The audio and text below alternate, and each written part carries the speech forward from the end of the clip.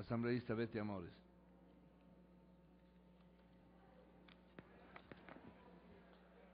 En el país hemos vivido una estrategia de sentar precedentes nefastos. No es necesario, estimados colegas, ni siquiera judicializar todos los casos en los cuales se ha hecho uso de la libertad para expresar lo que se piensa. Con sancionar de manera, entre comillas, ejemplarizadora determinados casos, la población entiende el mensaje. Les pido entonces que no se olviden, a todos y a todas, que han habido casos como el de aquella ama de casa que le dijo no a la consulta al presidente de la República en la ciudad de Riobamba y fue detenida. O de aquel tuitero que opinó en el Twitter del MASI alguna cuestión en contra del presidente y fue detenido. Y frente a esos casos, o el de Mónica Chuji, que dijo que es un nuevo rico, el secretario general de la Administración Pública, y pese a que él admitió que efectivamente es un rico de recursos, supongo,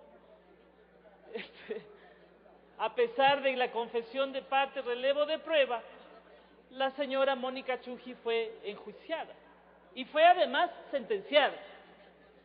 Cuando se sientan esos precedentes, estimados colegas, lamentablemente se va generando una situación de miedo, de preocupación y por supuesto de abstenerse de expresar lo que se piensa.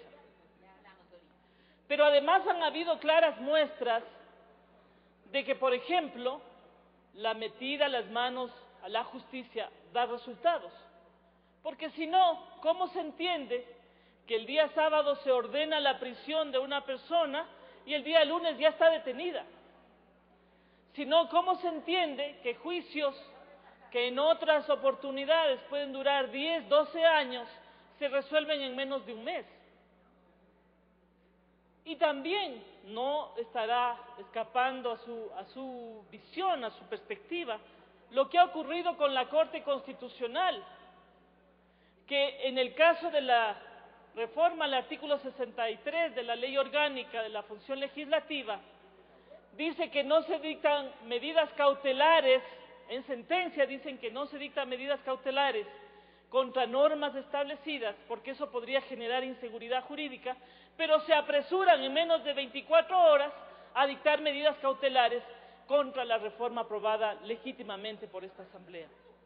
Entonces, lo que estamos viviendo, estimados colegas, y es una pena que no lo vean, es una pena que no sea a cambio de qué visión en su cerebro no están viendo todas y todos, y me refiero también a los compañeros de la bancada, que hay un grave debilitamiento de los derechos y de las libertades civiles en el país.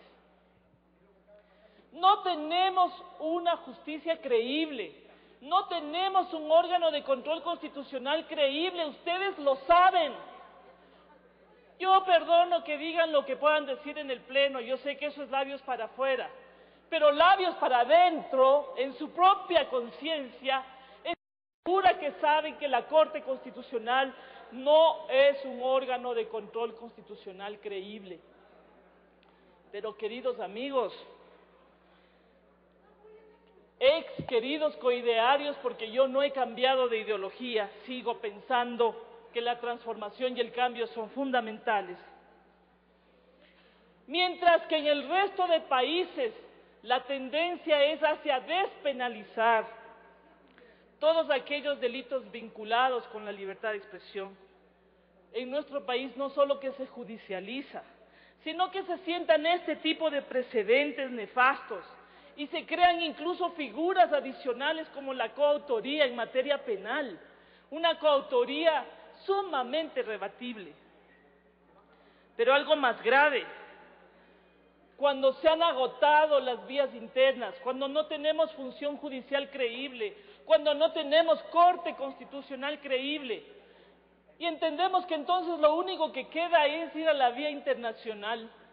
Resulta que allá también está armada otra estrategia de debilitamiento del sistema interamericano de protección de derechos civiles y derechos humanos. La Corte y la Comisión y la Relatoría Especial para el Derecho de Libertad de Expresión están tremendamente debilitados en el exterior también.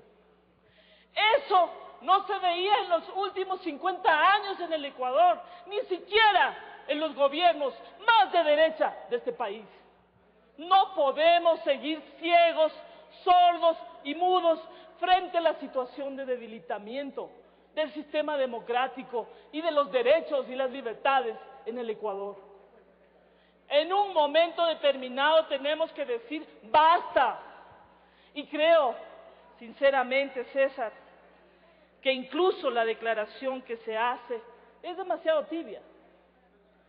En el numeral 3, yo creo que es necesario clara y transparentemente rechazar los casos de judicialización del ejercicio de la libertad de expresión.